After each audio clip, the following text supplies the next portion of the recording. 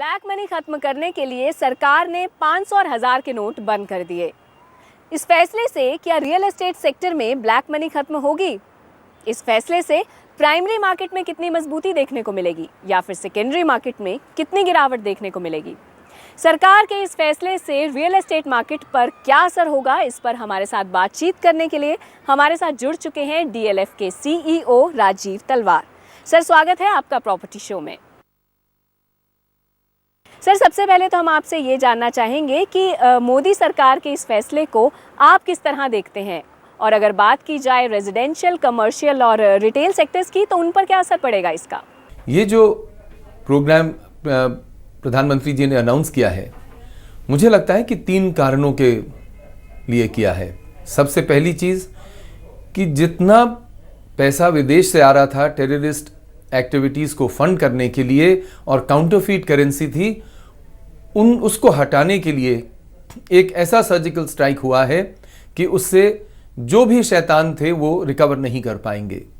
दूसरी चीज़, जो कि ड्रग ट्रेड में ये पैसा लगा हुआ था और हमारी जो युवक हैं उनको नष्ट कर रहा था, उसको मिटाने के लिए ये एक बहुत ठोस कदम है। तीसरा जो मापदंड प्रधानमंत्री जी ने सामने रखा है कि भ्रष्टाचार को ख़त्म करने के लिए, ये भ्रष्टाचार हर एक डिपार्टमेंट में उनके मुताबिक फैला हुआ था। बेशक वो कोई भी राजनीतिक हो, बेशक वो सरकारी हो, बेशक वो सरकारी कर्मचारियों का हो, बेशक किसी और कर्मचारियों का हो, उसको ख़त्म करने के लिए ये एक बहुत सर्वश्रेष्ठ कदम प्रधानमंत्री ने अपने सामने रखा है। और मुझे पूरी आशा है कि इस कदम के कारण हम लोग एक नई आर्थिक प्रणाली की तरफ जा रहे हैं।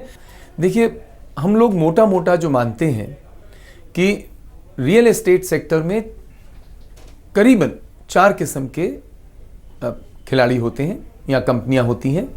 एक तो वो जो सबसे ऊपर हैं, जानी पहचानी कंपनियां हैं, और जिनमें जब आप नई प्रोडक्ट खरीदते हैं तो कोई भी काले धन का इस्तेमाल नहीं होता।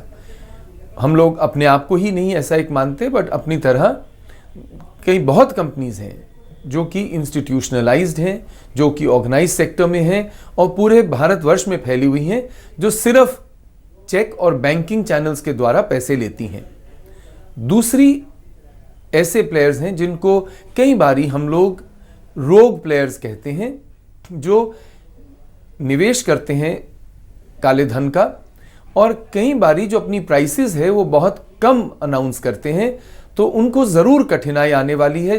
जिन्होंने बेचने के टाइम एक बहुत कम लिया गया है, बहुत जो बैंकिंग चैनल से पैसा, और उन्होंने जो काले धन का इस्तेमाल किया है, स्पेशली ज़मीनों को खरीदते वक्त उनको बहुत कठिनाई आएगी।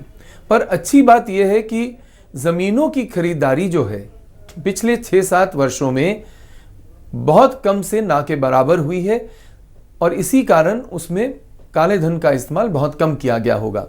तीसरी जो कंपनियां हैं वो हम लोग जो कहते हैं जो फ्लाई बाय नाइट ऑपरेटर्स होते हैं, जो कि सेकेंडरी सेल्स में पैसा पकड़ते हैं और उनसे फिर नए मकान बनाते हैं, तो उनको डेफिनेटली कठिनाई आएगी, क्योंकि ये माना गया है कि उसमें काले धन का काफ़ी इस्तेमाल होता है। और चौथे वो हैं जो ब्रोकर्स और दूसरे जो बन जाते हैं बिल्डर्स, एक मकान के लिए, एक छोटे छोटे मकानों के लिए, उनमें शायद जो लोग निवेश करते हैं उनकी क्षमता नहीं होती कि वो पूरा बैंकिंग चैनल पे कर पाएँ, तो उनको कठिनाई होगी। पर मोटे तौर पे अगले कुछ वर्षों में हमें देखने को ये आएगा कि काले धन का निवेश नहीं होगा और सिर्फ बैंकिंग चैनल्स के थ्रू डील किया जाएगा। तो हमें लगता है कि जो हमारी जैसी बड़ी कंपनियां हैं, ऑर्गेनाइज कंपनियां हैं, जो पहले स्तर की कंपनियां हैं, उनको इससे फ़ायदा पहुंचेगा। जी बिल्कुल। सरकार के इस फैसले से बैंक्स के पास काफ़ी पैसा आएगा और बैंक्स भी चाहेंगे कि इस पैसे का यूटिलाइजेशन हो।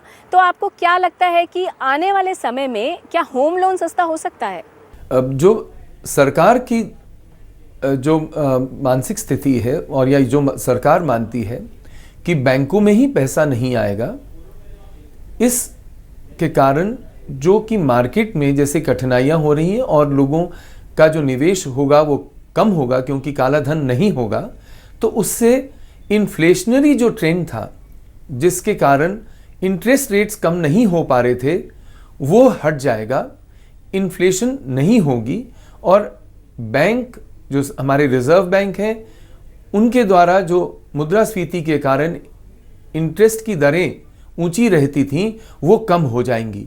जैसे ही इंटरेस्ट रेट कम होंगे और हमारे जो पब्लिक सेक्टर या प्राइवेट बैंक्स हैं उनके पास अधिक राशि होगी, धनराशि होगी, तो ज़रूर इंटरेस्ट रेट कम होने के कारण और धनराशि बढ़ने के कारण, दोनों के कारण डिमांड लोन्स की जो है ऊपर जाएगी और उसी से निवेश होगा बैंकिंग चैनल्स के थ्रू और उसी से नौकरियां भी लगेंगी, उसी से बिजनेस एंटरप्राइजेस भी बढ़ेंगी और उसी से जो रियल एस्टेट डेवलपमेंट है वो भी आगे वृद्धि करेगी।